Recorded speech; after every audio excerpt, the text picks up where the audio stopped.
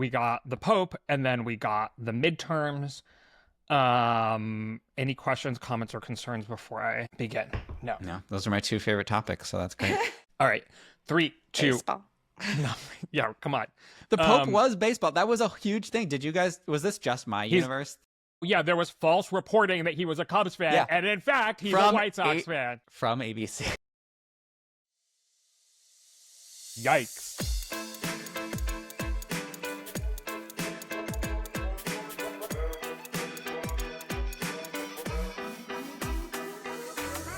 Hello and welcome to the GD Politics Podcast. I'm Galen Druk, and America got its first Pope.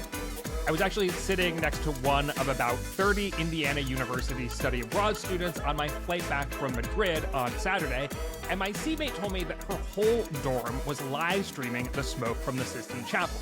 As she recounted, everyone went crazy when, quote, America won. You absolutely love to see it. Anyway, I'm back from USA.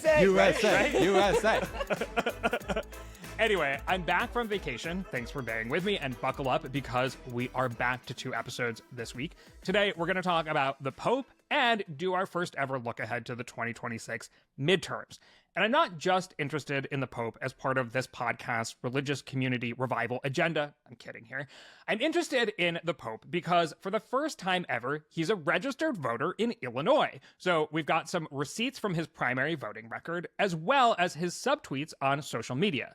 Pop off King, or should I say pop off Pope? Or maybe it's just Pope off. Sorry, Nathaniel's looking at me with shame in his eyes.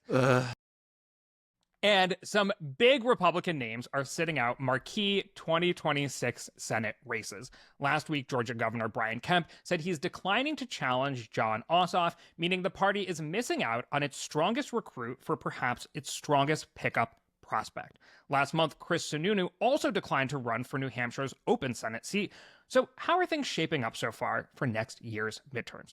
Here with me to discuss our two dear friends of the podcast who you have already heard from, snickering as I made some bad jokes. Thank you for joining me, Mary Radcliffe. Welcome to the podcast. Hey, Galen, how you doing? You know, I'm doing pretty well. Got refreshed that after a little vacation. something like that. Something like that. It was a rowdy 2 weeks adventure pack. Lived through a nationwide blackout. Got stranded in some different places. We had blackouts in Pittsburgh too. Wait, really? There was a huge storm. Yeah. Oh yeah. I had no power for 2 days. Good. Okay. It wasn't a whole week like they were. No, some of my friends was a whole week. Yikes. Oh my God. All right. Well, then we can relate. Did you have cash and a stocked refrigerator? Well, I tried not to open the refrigerator the whole time. That's where, so we I got did have caught, to throw away a bunch of food.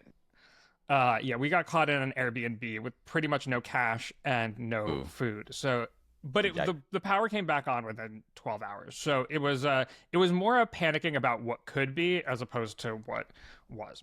Are you a prepper now? I am a prepper, at least with cash. You got to take some cash out of the ATM and hide it somewhere, or bring it on vacation. I do have cash in my safe. Mary, if I had to pick a prepper on this podcast, if I had to pick somebody with a safe on this podcast, it would be you. Well, I think that's just because I'm generally irresponsible. So. Well, okay. Should I say on the podcast? I have a safe because I have a firearm, and you have to be responsible with those kinds of Mary, things. There's no shame in having a firearm on this podcast. No, I'm an American. We respect the Second Amendment on this podcast. Did you guys know that Kamala Harris has a gun? Has a gun owner? I think I might have heard something along. Okay, I was gonna tweet. So I've been going through this experience of now that I can say whatever I want theoretically, especially now today because Nathaniel, congratulations, this is our first work day in many years not on the Walt Disney Company payroll because technically last Friday was our last day at ABC News. I'm thinking what can I say now that I'm off the payroll? And I was gonna tweet something that was I see Substack the way I see guns, which is I was never going to be the first, but you won't find me the last idiot without one if everyone's getting one. Do you have firearms, Galen?